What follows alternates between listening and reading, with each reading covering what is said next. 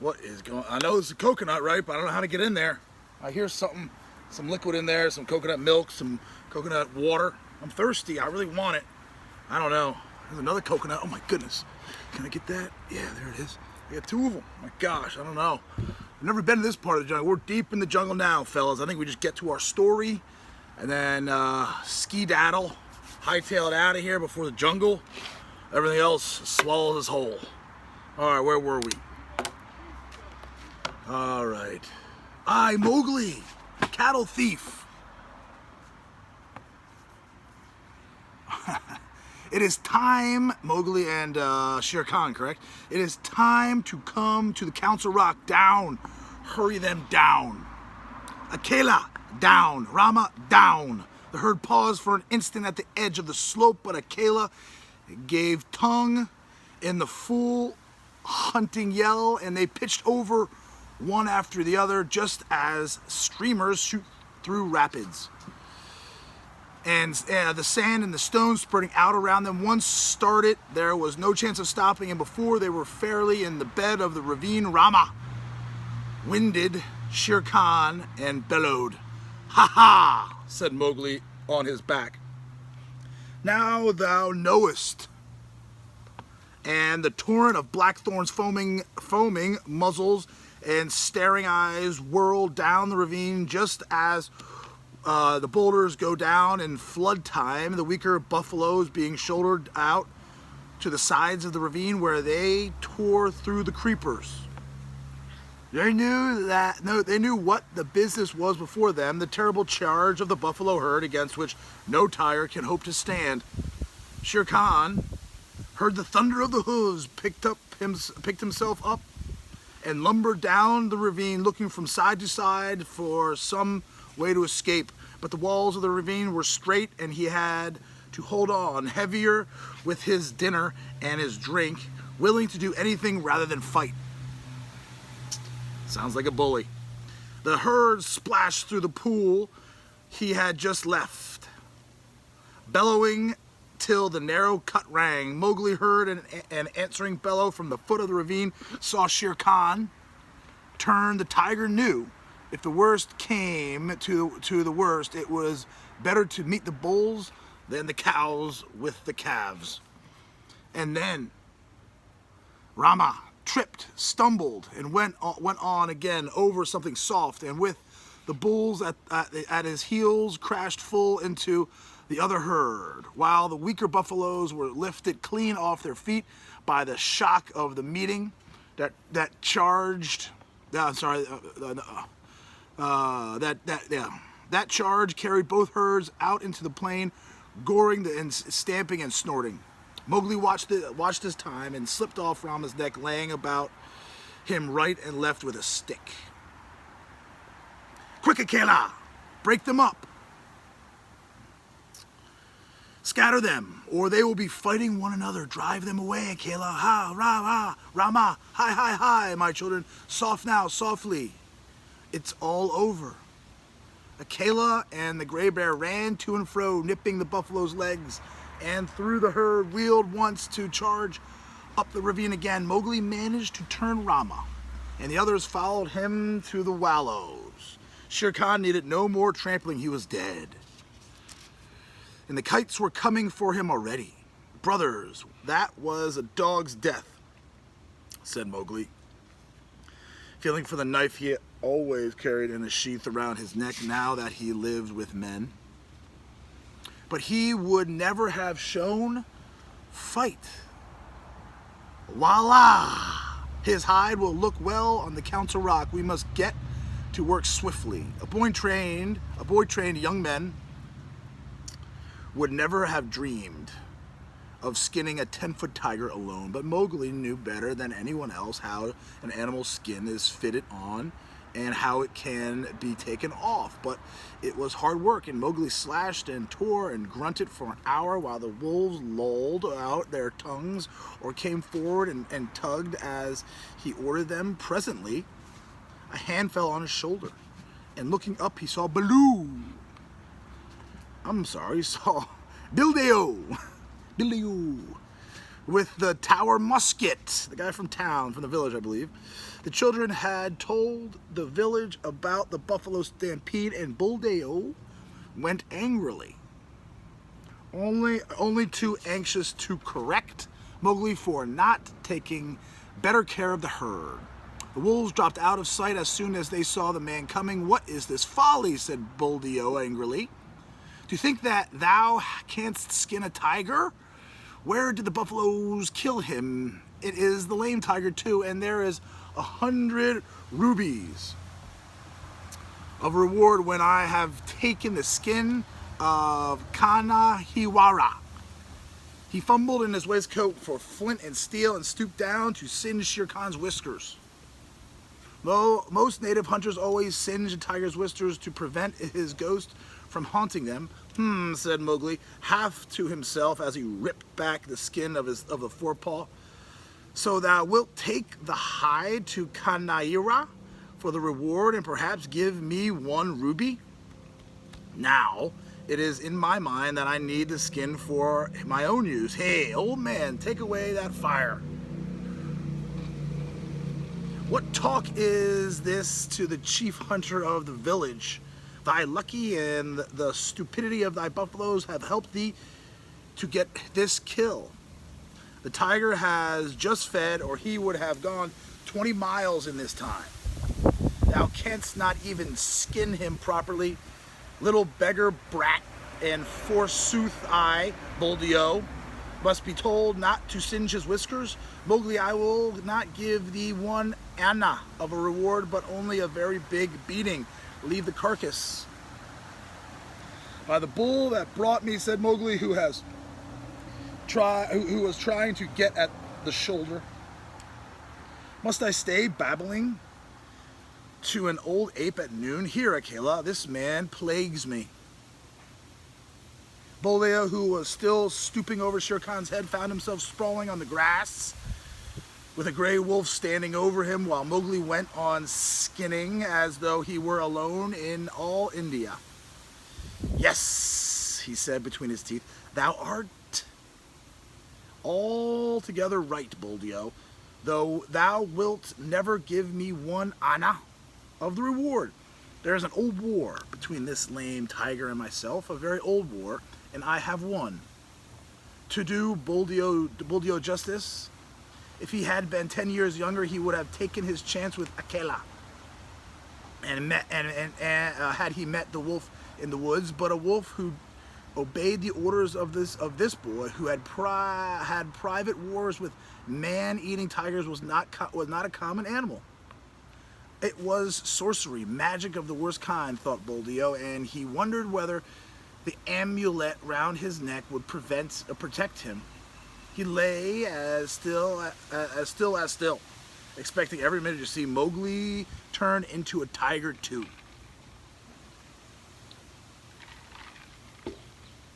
"Maraha, great king," he said at last in a husky whisper. "Yes," said Mowgli without turning his head, chuckling a little. I am an old man. I did not know that thou wast anything more than a herdsboy. May I rise up and go away, or will thy servant tear me to pieces?" "Go, and peace go with you. Only another time. Do not meddle with my game. Let him go, Akela." Buldeo hobbled away to the village as fast as they could, looking back over his shoulder in case Mowgli should change into something terrible. When he got to the village, he told the tale of magic and enchantment and sorcery that made the priest look very grave. There's the picture of Buldeo on the ground, Akela helping out. Turn the page. Mowgli went on with his work, but it was nearly twilight before he and the wolves had drawn the great gay skin clear of the body. "Now we must hide this and take the buffaloes home. Help me to herd them, Akela." The herd roamed round in the misty twilight, and when they got near the village, Mowgli saw lights and heard the conchs and bells in the temple blowing and banging. Half the village seemed to be waiting for him by the gate. "That is because I have killed Shere Khan," he said to himself. but a shower of stones whistled about his ear, and the villagers shouted, "Sorcerer! Wolf's brat! Jungle demon! Go away! Get hence quickly, or the priest will turn thee into a wolf again. Shoot, Buldeo, shoot!" The tower musket went off with a bang, and the young buffalo bellowed in pain. "More sorcery," shouted the villagers. "He can turn bullets, Buldeo. That was thy buffalo." "Now what is this?" said Mowgli, bewildered as the stones flew thicker. "They are not unlike the pack, these brothers of thine," said Akela, sitting down composedly. It is in my head that if bullets mean anything, they would cast thee out." "Wolf, wolf, cub, go away," shouted the priest, waving a sprig of the sacred tulsi plant. "Again, last time, if it was because I was a man, this time it is because I'm a wolf. Let us go, Akela." A woman, it was Mesua, ran across to the herd and cried, "Oh, my son, they say thou art a sorcerer who can turn himself into a beast at will. I do not believe, but go away, or they will kill thee. Buldeo says thou art a wizard, but I know thou hast avenged Natho's death. Come back, Mesua," shouted the crowd. "Come back, or we will stone thee." Mowgli laughed a little short, ugly laugh, for a stone had hit him in the mouth. "Run back, Mesua. This is one of the foolish tales they tell under the big tree at dusk. I have at least paid for thy son's life. Farewell. And run quickly, for I shall send the herd and more swiftly than their brickbats. I am no wizard, Mesua. Farewell." "Now once more, Akela," he cried. "Bring the herd in." The buffaloes were anxious enough to get to the village. They hardly needed Akela's yell, but charged through the gate like a whirlwind, scattering the crowd left and right. "Count 'em! Keep count!" shouted Mowgli scornfully. It may be that I have stolen one of them. Keep count, for I will do your herding no more. Fare you well, children of men, and thank Mesua that I do not come in with my wolves and hunt you up and down your street." He turned on his heel and walked away with the lone wolf, and he looked up at the stars and felt happy. "And no more sleeping in traps for me, Akela. Let us get Shere Khan's skin and go away. We will not hurt the village, for Mesua was kind to me." Then when the moon rose over the plain, making it look all milky, the horrified villagers saw Mowgli with 2 wolves at his heels and a bundle on his head, trotting across at a steady wolf's trot that eats up the long miles like fire. Then they banged the temple bells and blew the conchs even louder and louder, and Mesua cried, and Buldeo embroidered the story of his adventure in the jungle, till he ended by saying that Akela stood up on his hind legs and talked like a man. When the moon rose over the plain, the villagers saw Mowgli trotting across with 2 wolves at his heels. Love it. And beautiful silhouette of Mowgli returning to the jungle. The moon was just down when Mowgli and the 2 wolves came to the hill at the Council Rock, and they stopped at Mother Wolf's cave. They have cast out from the man pack. Mother had cast me out, shouted Mowgli, but I come with the hide of Shere Khan to keep my word. Mother Wolf walked swiftly from the cave with the cubs behind her, and her eyes glowed as she saw the skin. I told him on that day when he crammed his head and shoulders into the cave, hunting for thy life, little frog. I told him that the hunter would be hunted. It is well done, little brother. It is well done, said the deep voice in the thicket. We were lonely in the jungle without thee, and Bagheera came running to Mowgli's bare feet. They clambered up the Council Rock together, and Mowgli spread the skin out on the flat stone where Akela used to sit and pegged it down with 4 silvers of bamboo, and Akela lay down upon it and called the old call of the council. Look well, O wolves, exactly as he had called when Mowgli was first brought there. Ever since Akela had been deposed, the pack had been without a leader, hunting and fighting at their own pleasure. But they answered the call from habit, and of them were lame from the traps that had fallen into, and some limped in the shot wound, and were mangy from eating bad food, and many were missing. But they came to Council Rock, all that were left of them, and saw Shere Khan's striped hide on the rock and a huge claw dangling at the end of the empty feet, it was then that Mowgli made up a song that came up into his throat all by himself, and he shouted it aloud, leaping up and down on the rattling skin and beating time with his heels till he had no more breath left, while Gray Brother and Akela howled between the verses. "Look well, O wolves, have I kept my word?" said Mowgli, and the wolves bayed, "Yes, yes." And one tattered wolf howled, "Lead us again, O Akela, lead us again, O Man Cub, for we be sick of the lawlessness, and we would be the free people once more." "Nay," purred Bagheera, that may not be. When ye are full fed, the madness may come upon you again. Not for nothing are ye called the free people. Ye fought for freedom, and it is yours. Eat it, O wolves. Man-pack and wolf-pack have cast me out," said Mowgli. "Now I will hunt alone in the jungle." "And we will hunt with thee," said the 4 cubs. So Mowgli went away and hunted with the 4 cubs in the jungle from that day on. But he was not always alone, because years afterwards he became a man and married. But that is a story for grown-ups.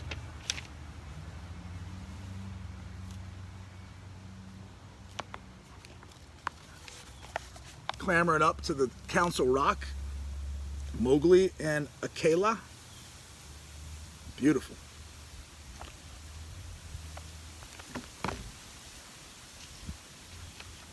Want to hear Mowgli's song?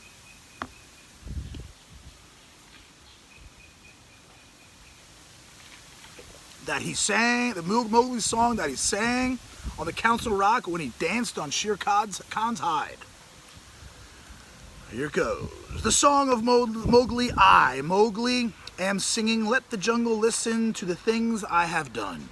Shere Khan said he would kill at the gates in the twilight. He would kill Mowgli the frog. He ate and he drank, sleep, Shere Khan, for when wilt thou drink again? Sleep and dream of the kill. I am alone on the grazing grounds. Gray Brother, come to me, Lone Wolf, for there is big game afoot.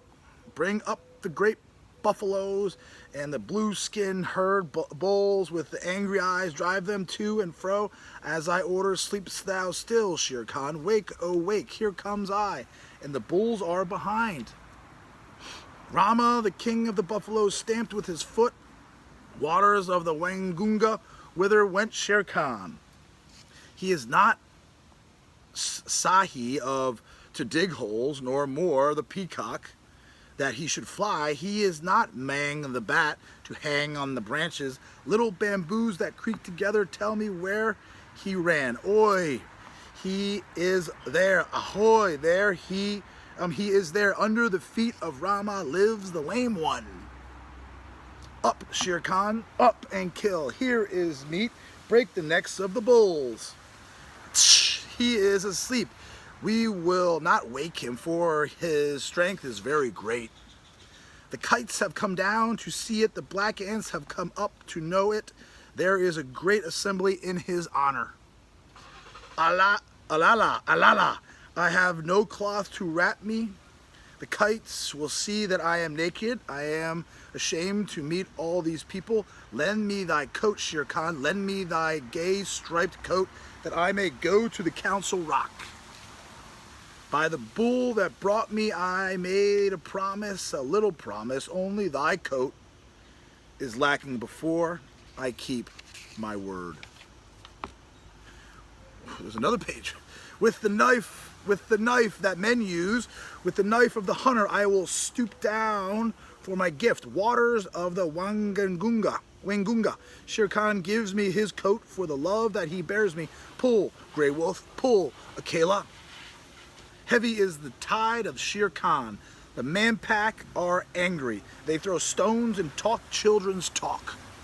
My mouth is bleeding. Let me run away. That through the hot night, run swiftly with me, my brothers. We will leave the lights of the village and go to the low moon.